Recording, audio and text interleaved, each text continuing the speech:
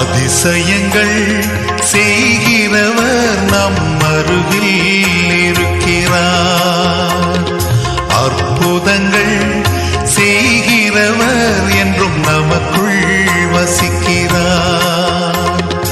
அதிசயங்கள் செய்கிறவர் நம் அருகில் இருக்கிறார். அற்புதங்கள் செய்கிறவர் என்றும் நமக்குள் வசிக்கிறார்.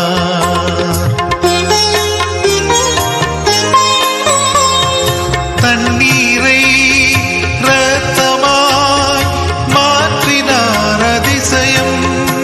எகிப்து தண்ணீரை